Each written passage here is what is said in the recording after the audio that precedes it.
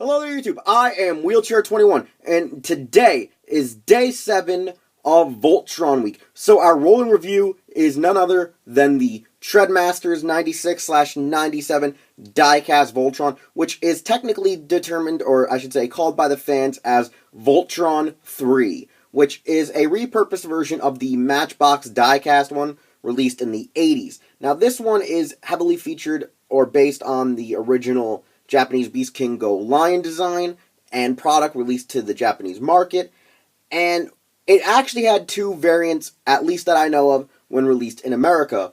These two variants were that the weapons that it came with, which we'll look at in further detail, one either was in pure silver chrome, the other was in a gold chrome.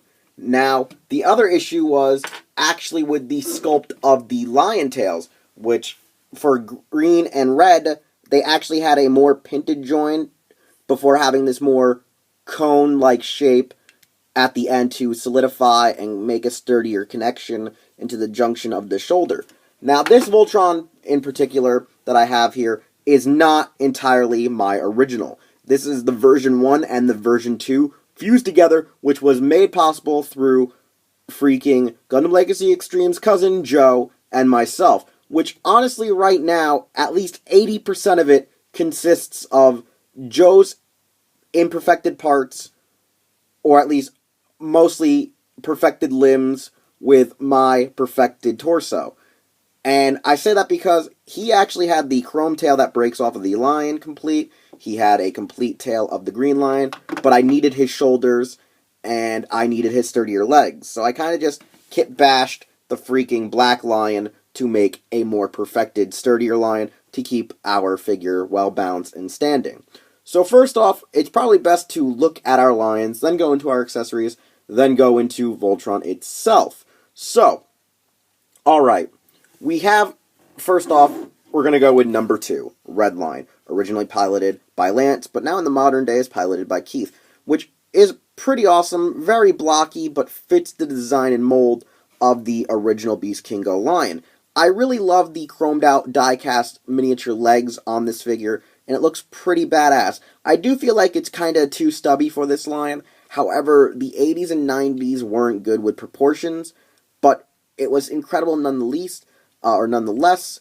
I don't know why, but some variants actually, for at least Trendmasters, had this weird bulb on the back of the rear end. Not all Voltrons actually had that for their arms, as well as, like I said, the difference in the tail was it was more pin-like than actually having a cone. The other feature is that the mouths are quite articulated. Joe's are actually a lot tighter than mine, and also still features a missile-firing gimmick, which is probably one of the best parts about the toy, especially when we go to green, is that they could at least do the two-headed Megaton attack, which was incredible. Now, green is more cylinder, which is something that, honestly, as a child, I myself did not notice till I was, like, about 10 or 12, that they weren't as identical twins as I thought them to be. As you can see, 2, Red Lion is freaking square, and Green Lion is more cylinder, which is Pidge's titular line, or his signature line, because Pidge has only piloted green thus far. And honestly, I do really like the slight differences. I've always liked the extensive details put into these original lions, and they're just very incredible. And one can see that their heads are practically the only thing that's really identical about these significant molds, other than their actual legs and how their joint system works. But overall, have always been, incredible designs nonetheless. We go on to both of our legs. We'll look at Blue Lion first, which features a pretty nice blocky design. It was actually one of my favorites growing up because as a kid, my favorite color used to actually be blue. As I've gotten older, it's more red and black.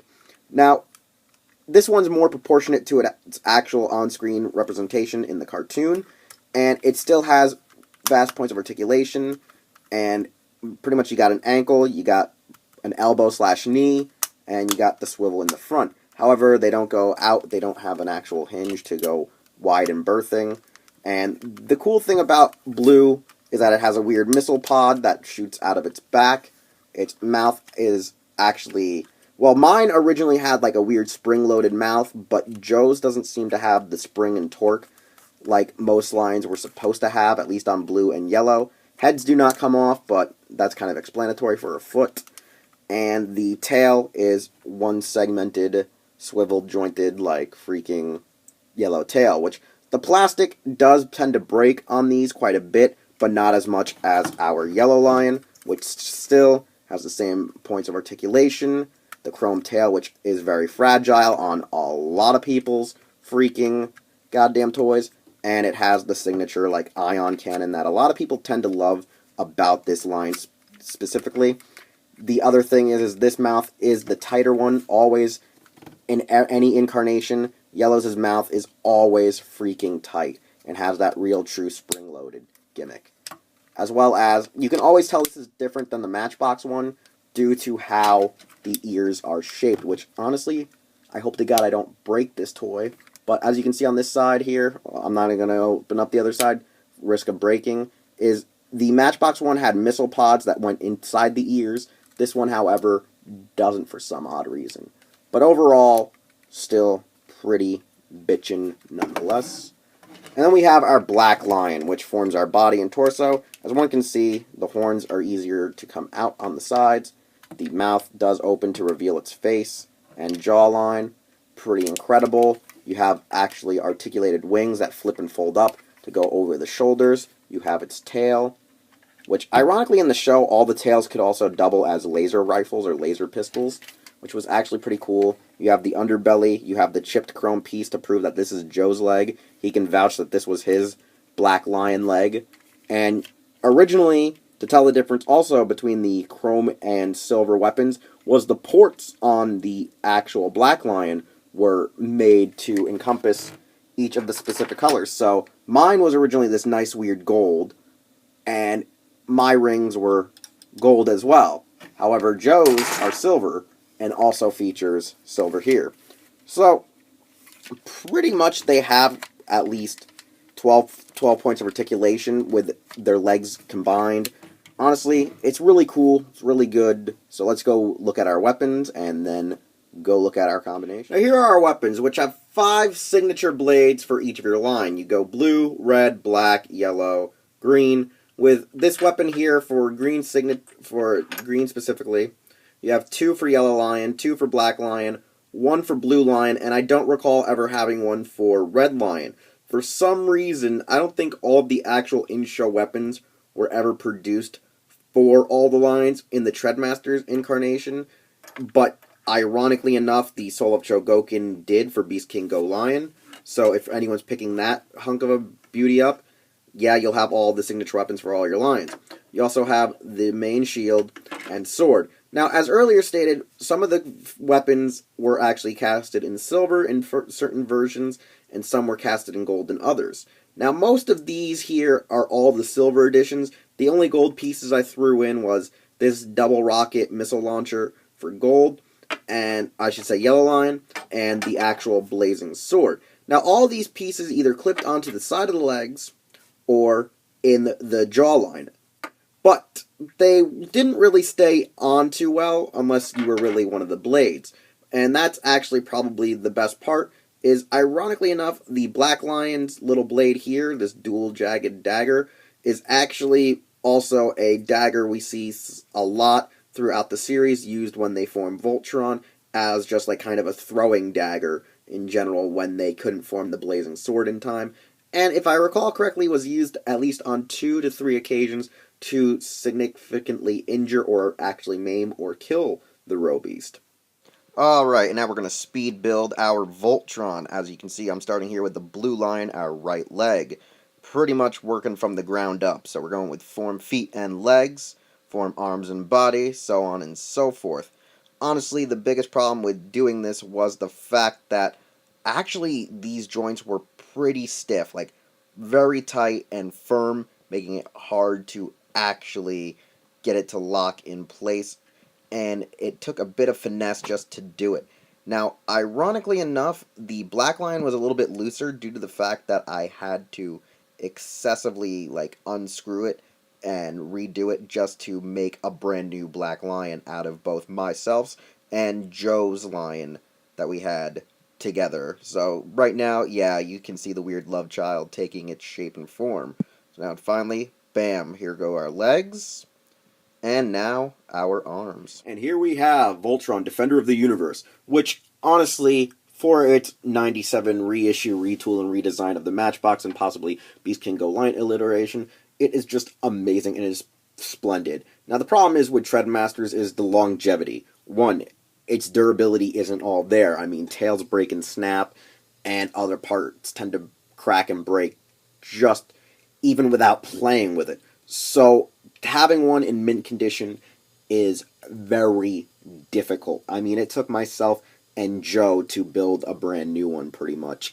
But, I mean, having it back in the day was incredible due to the fact we had points of articulation on it, which not many robots had at the time, whether it be in your shoulder, your elbow, and your overall hips.